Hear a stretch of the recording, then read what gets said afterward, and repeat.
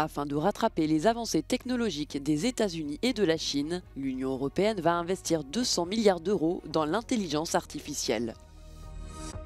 Une étude évoque le crépuscule transatlantique pour décrire le basculement de l'opinion des Européens à l'égard des États-Unis de Donald Trump. Plus de 60% des expulsions échouent chaque année en Allemagne.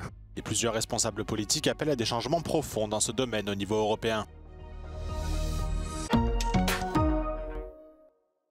I hear that Europe is late to the race, while the United States or China have already gotten ahead. I disagree, because the AI race is far from being over. Truth is, we're only at the beginning. Afin de rattraper les avancées technologiques des États-Unis et de la Chine, l'Union européenne va investir 200 milliards d'euros dans l'intelligence artificielle. Une annonce applaudie par de nombreuses start-up européennes présentes au sommet sur l'IA qui s'est tenu à Paris. It's not all done to the largest companies. There's a lot that can be done. We have lots of innovation, lots of people figuring out how to do things more efficient, faster, more respectful of the regulations that we do have here. There are tons to do there. Si l'Union européenne a affiché sa volonté d'appliquer une réglementation en matière d'intelligence artificielle afin d'en limiter ses dérives, cette vision est très éloignée de celle défendue par les États-Unis. Le vice-président américain J.D. Vance a mis en garde contre une régulation excessive qui pourrait tuer l'industrie en plein essor. So what we need is European entrepreneurs working with American technology, and then we at least share the power, we share the revenue. But if we don't do anything and want to do it on our own, we will fail. Because we don't have it, and the Americans have it. They have the technology and the capital and the speed and the innovation. So let's tear down the wall and accept them and cooperate with them. Because the enemy is not the US. Les États-Unis ont refusé de signer la déclaration pour une IA ouverte, inclusive et éthique signée par 61 pays, dont l'Inde et la Chine, à l'issue du sommet.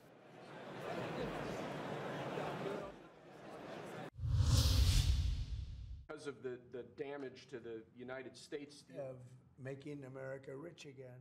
Le crépuscule transatlantique, c'est l'expression employée par le Conseil européen des relations étrangères à l'issue d'un sondage réalisé par le Centre de réflexion sur les relations entre l'Union européenne et les États-Unis du président Donald Trump.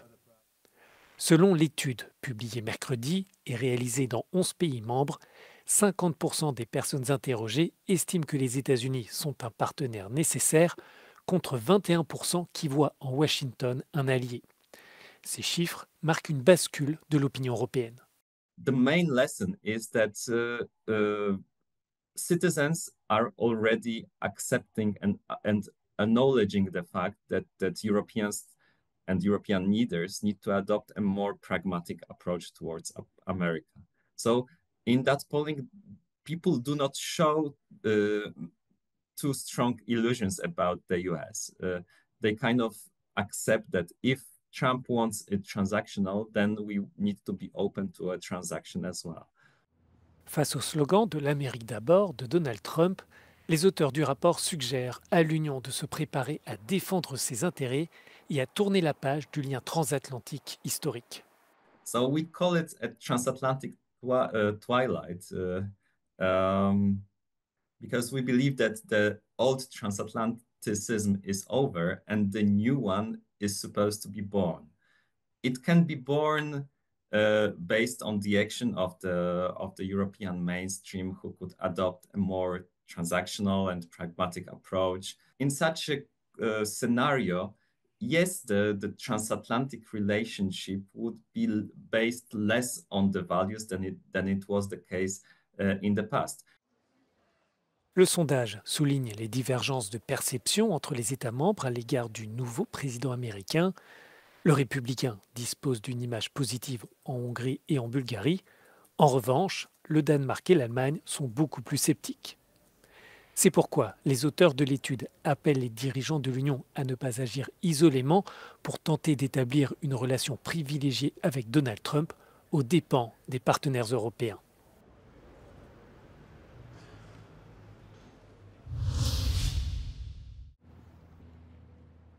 Comme on s'y attendait, Donald Trump a mis ses menaces à exécution. Le président américain a décidé de taxer les importations d'acier et d'aluminium européens de 25%. La réponse de la présidente de la Commission européenne n'a pas tardé. Ursula von der Leyen a déclaré que ces droits de douane injustifiés imposés à l'UE ne resteraient pas sans réponse et feraient l'objet de contre-mesures fermes et proportionnées. Selon elle, l'Union européenne agira pour défendre ses intérêts économiques et protéger ses travailleurs et ses entreprises. Ursula von der Leyen n'a pas encore précisé comment l'UE se défendrait contre les droits de douane américains.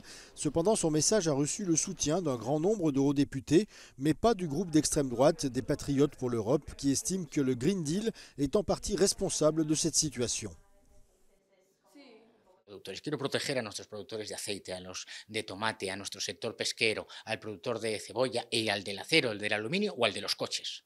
Y lo que ha hecho la Comisión von der Leyen es dejar a los nuestros desamparados. Eso es lo que nosotros queremos. ¿Cuál es la mejor medida? Pues que la tomen los que gobiernan. Pero en cualquier caso no tomemos medidas que perjudiquen a los nuestros. En 2018, Bruxelles avait été confrontée au même cas de figure, avait répondu aux droits de douane de Donald Trump par des mesures similaires sur l'acier et l'aluminium américain.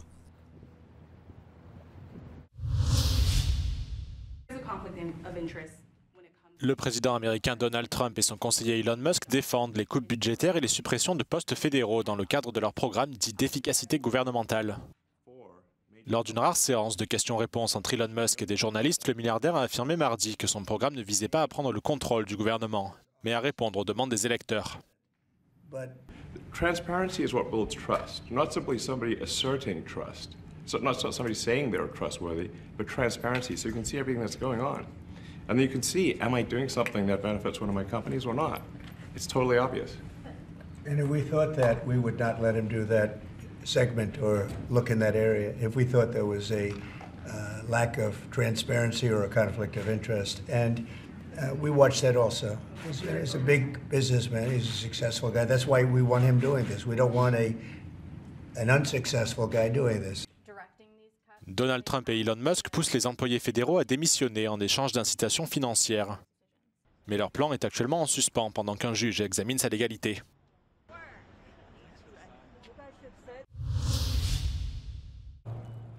Ce pourrait être le signe du début d'une détente dans les relations entre les États-Unis et la Russie. L'Américain Mark Fogel, détenu par Moscou depuis 2021, a été libéré ce mardi. Cet enseignant de 63 ans a été reçu à la Maison-Blanche, où il a remercié Donald Trump et son équipe. Le président américain a publié une vidéo de leur rencontre sur le réseau social X. Mark Fogel a été condamné par un tribunal de Moscou à 14 ans de prison en juin 2022 pour avoir importé du cannabis qui lui aurait été prescrit par un médecin. Le débat sur les expulsions des migrants alimente la polarisation en Allemagne, à l'approche des élections anticipées qui auront lieu le dimanche 23 février. Les partis populistes ainsi que les partis politiques établis promettent des expulsions plus rapides et des contrôles plus stricts de l'immigration. Christoph de Vries est député de la CDU, l'Union chrétienne démocrate d'Allemagne. Il affirme que le modèle d'expulsion actuel de l'UE est défaillant et qu'un changement est nécessaire de toute urgence. Ich glaube, man muss in der Diskussion mal eins ganz offen und ehrlich sagen. Die Rückführungen funktionieren in keinem Mitgliedstaat der Europäischen Union wirklich zufriedenstellend. Und das führt uns in der CDU zu der Erkenntnis, dass wir die illegalen Einreisen nach Deutschland, aber vor allen Dingen insgesamt nach Europa stoppen müssen, weil wir ja sehen, wie schwer die Rückführungen sind.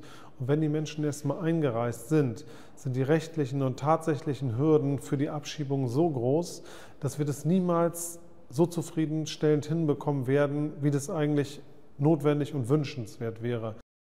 Selon les chiffres du ministère allemand de l'Intérieur, plus de 60% des expulsions échouent chaque année dans le pays. Le syndicat de la police allemande affirme qu'il n'y a pas assez de places de détention pour mener à bien les expulsions.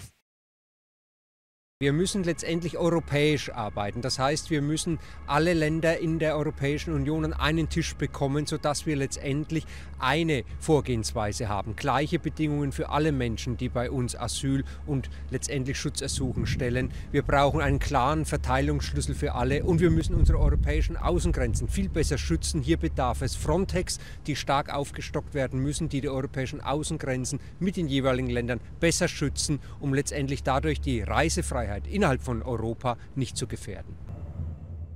Selon le juriste Daniel Thiem, les expulsions en Allemagne sont également entravées par une mauvaise coopération entre les services. Deutschland ist ein Einwanderungsland, was Einwanderung braucht. Aber wir müssen wahrscheinlich wirklich unterscheiden zwischen Fachkräfteeinwanderung, qualifizierte Leute, die im Ausland die Sprache lernen, dann nach Deutschland kommen, von Anfang an arbeiten, Geld verdienen, in der eigenen Wohnung wohnen und eine Asylmigration, die häufig, das zeigen uns die Statistiken, leider gering qualifiziert ist, wo die Leute kein Deutsch sprechen, dann erstmal arbeitslos sind, vom Staat untergebracht werden und auch die durchaus sehr großzügigen deutschen Sozialleistungen in Anspruch nehmen. Das sind zwei ganz unterschiedliche Formen von Migration. Und ich befürchte, dass dieser negative Asyldiskurs die absolut notwendige positive Einstellung zu Fachkräftemigration untergräbt.